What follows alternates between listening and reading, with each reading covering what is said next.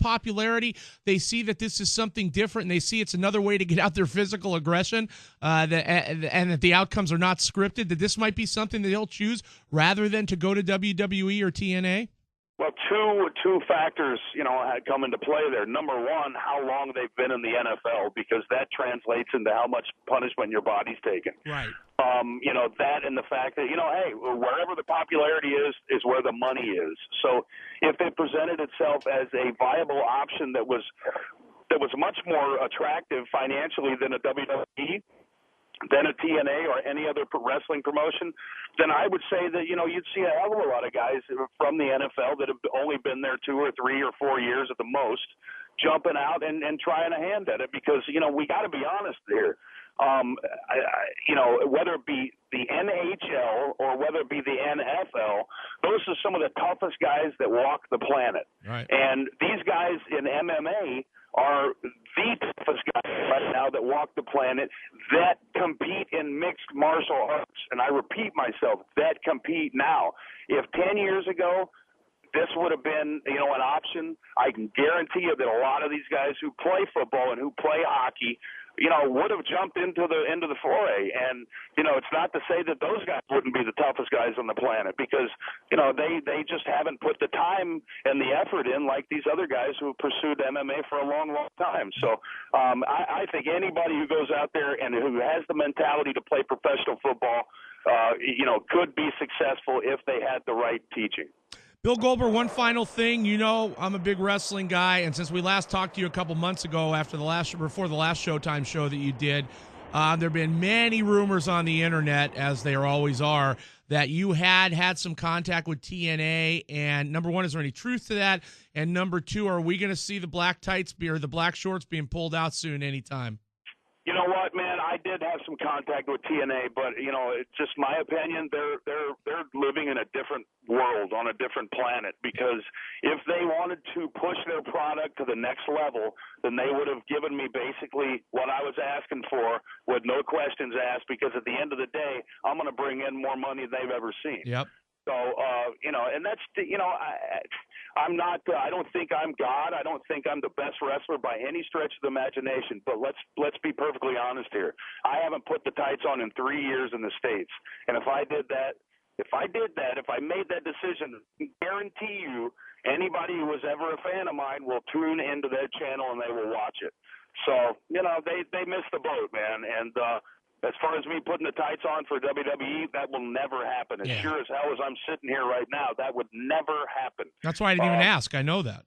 Yeah, hey, man, to say that I'm not considering going back to Japan and beating up some people over there, that'd be a lie, man. So, I talked to Mark Coleman, and he's wrestling in Japan still, and I'm going to pursue that.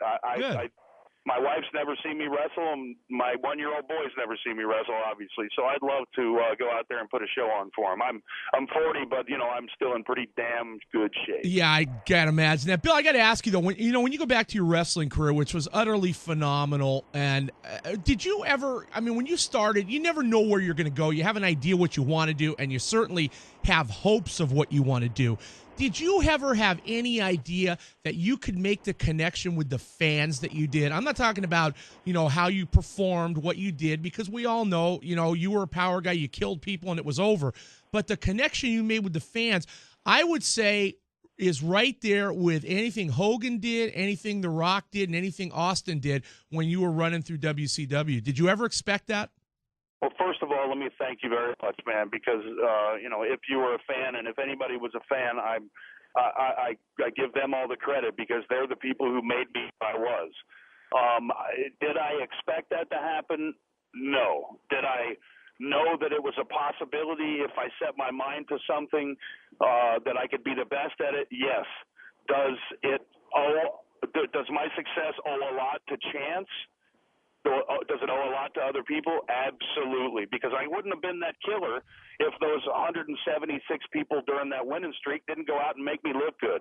Right. So, you know what? I thank God and everybody else involved that I was able to make it to the point where I was, because the reality is, after all your money's gone, after all your memories are gone, the ability to put a smile on a kid's face is invaluable. And to be able to be that guy, I thank God for everything that I've ever been bestowed, because that's the coolest thing on the planet. Well, I'll tell you, I hope Dixie Carter and Jeff Jarrett come to their senses, because I would love to see the Jackhammer one more time for about a year or two run, and see TNA really go head-to-head and compete with WWE, because it's one step away, and maybe they just don't think big enough, Bill. Maybe they don't understand that a guy like you, Hogan isn't going to do it because he's too old. Rock's not going to go down there. If they just gave somebody like you the money, they could jump immediately. That 2 hours they want to get on Spike would happen the next day. Exactly. But, hey, who knows? People think differently, and it's your opinion, it's my opinion. Maybe we're both wrong, but I'll be damned if we are. I think that's a bad business move of theirs not to make it happen. And hey, it's not all about money. I've heard rumors, people are pissed off because I'm not going there and I'm not passing the torch. Well, hey, you know what? I got a little boy now, and I don't do this just for myself. And I'll be damned if I do them for other people. I'm doing them for my little guy.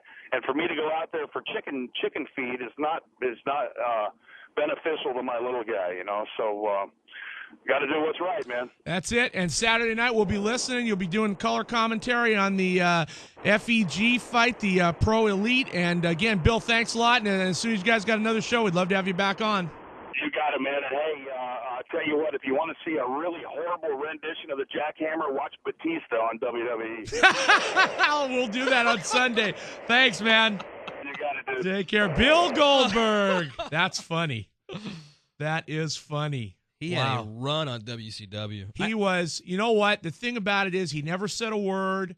He went in. His matches were 2 minutes, minute and a half, 30 seconds. He crowned somebody, jackhammered him, and walked away. And it was just amazing because his was all body language. Yep. It was all about the look, the opening, the music. Doom, doom, doom.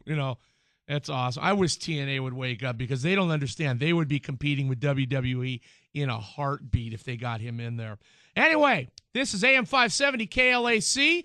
Joe McDonnell, Tim Cates. When we come back, we might actually have no, we don't. We have Denny Hawking. Or no, that's the next segment. We might actually have a minute to take a phone call. 866-987-2570. KLAC is K Los Angeles and Orange County, California. 2 words. Our next guest has never heard